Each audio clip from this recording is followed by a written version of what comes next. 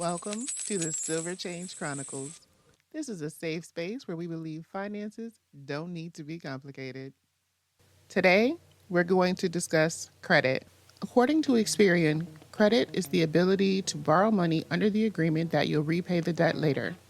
It typically comes with repayment terms that include when payments will be due, plus any interest and fees you'll need to pay. Usually, when people talk about credit, they're referring to your credit history and your credit score. Each plays an important role in determining your credit, but right now we're focusing on your history. Your credit history is just that, your history of borrowing and repaying debt.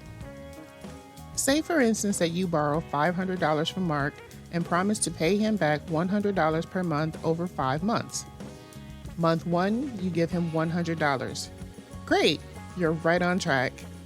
Month 2, you only give him $75, but promise to make it up in month 3. Month 3 rolls around and you give Mark $65. Now at this point, Mark is beginning to have some questions. He loaned you money in good faith and expected to be fully paid back. You should have repaid $300 and owe $200. Instead, you've repaid $240 and owe $260. Mark has some concerns, and rightfully so. He's beginning to wonder if he's going to get his money back. Month 4, you give him $70 and promise to have all of his money when you make your month 5 payment. You currently owe $190, and Mark has his reservations about trusting you. Month 5, you completely ghost Mark. You dodge his phone calls and don't respond to his texts. You completely disappear. 6 months later, Mark hears from a mutual friend, Raymond, that Bianca is planning to loan you $400. Mark still hasn't heard a peep from you and still hasn't been paid. He calls up Bianca and tells her about his experience loaning you money. He informs her that he still hasn't been paid and hasn't seen or heard from you. Based on this information, Bianca decides not to loan you any money. Why? Because you're not trustworthy. You don't have a history of repaying your debts. In other words, your credit history is bad. If you didn't repay Mark, why is Bianca supposed to believe that you'll repay her? Banks and credit card companies feel the same way. However, they don't need to call each other. They utilize something called your credit report to get the information they need. Your credit report contains a lot of information about your finances, including when you repay your debts, if you make timely payments, or any payments at all. The report contains other information as well that we'll get into another time. Right now, we're focused on your credit history. What's my credit history, and why is it important? Consumer.gov states, your credit history tells businesses how you handle money and pay your bills. Now, it's important to know your credit history because it can affect whether you can rent an apartment, get a job, get a credit card, or a loan. It can also help determine how much you'll have to pay to borrow money. Your credit history shows things like how long you've had credit, how much money you owe, how many loans and credit cards you have, and whether or not you pay your bills on time. Positive information, like paying your bills on time, helps your credit. Negative information, like paying them late, hurts your credit. If you don't have any credit history at all, it can be much harder to rent a place to live, get utility services, and in some cases, get a job. How can I build up a good credit history? The easiest way, if you already have credit, is to pay your bills on time. Make at least a minimum payment, and this will help establish a pattern of timely payments. If you don't have any credit, the Consumer Financial Protection Bureau suggests getting a secured credit card. Now, the way they work is quite simple.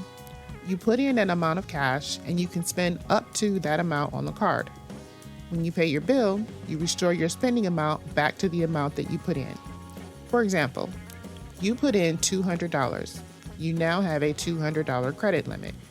If you spend $50, you now have $150 available to spend on your card. Once you make a $50 payment, you're back to having a $200 limit. Your payments are reported to the credit bureaus, more on that later, and help build up a good credit history. Now, I suggest picking a streaming service like Netflix and using the card to auto pay that bill. Then, just pay the card in full every month. You can also get a retail or a store credit card. These cards are unsecured and typically come with relatively low credit limits. Don't go crazy spending, and always make your monthly payments on time to help establish your credit history. Another option is credit builder loans. These allow you to build credit and savings at the same time. You can get these through your bank or credit union. You're not given any money up front, it's held for you in savings. You make payments for a set period of time, usually 6 to 24 months, and at the end of that time, you receive the full amount that you paid. This method allows you to build credit and save money. Another component of your credit history is how long you've actually had credit. So, if you've had an account open for several years, it's not necessarily good to close it because your credit could take a hit. Just use the account every once in a while and pay the balance in full when it's due. Keep the amount you owe and the number of accounts you have low to help have a positive credit history. What doesn't help? The Consumer Financial Protection Bureau states the following don't actually help with your credit history. First up, debit cards. Debit cards are attached to a bank account, usually checking or savings, and purchases are immediately debited from the account. You're not actually borrowing money that will need to be repaid later. Next, prepaid cards. Prepaid cards and secured cards are two completely different things. You must be at least 18 to apply for a secured card and have a credit check run, while anyone, anywhere can pick up a prepaid card. Think of them like reloadable gift cards. Also, payday loans. They don't report to the credit bureaus and are not included in your credit reports, unless you don't repay them, but that's a completely separate topic. Finally, buy here, pay here auto loans. There's no actual loan, more of a promise to pay. You make a down payment and all vehicle payments are made directly to the dealership.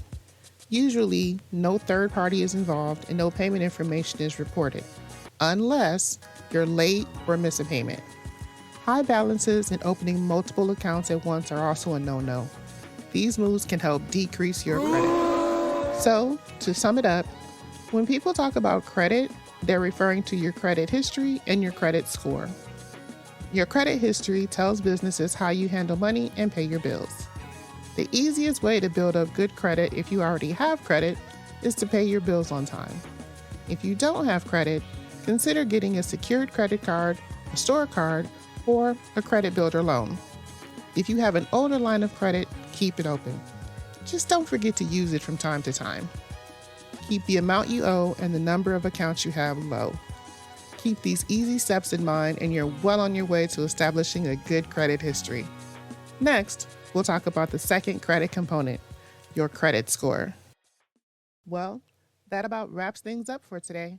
If you learned one new thing, do me a favor and hit that like button. That lets both me and the algorithm know that you like this type of content and want to see more of it. If you learned two new things, hit that button and tell a friend about us. That helps our channel grow and helps us reach more people. We hope to see you here again at the Silver Change Chronicles, where we believe finances don't need to be complicated.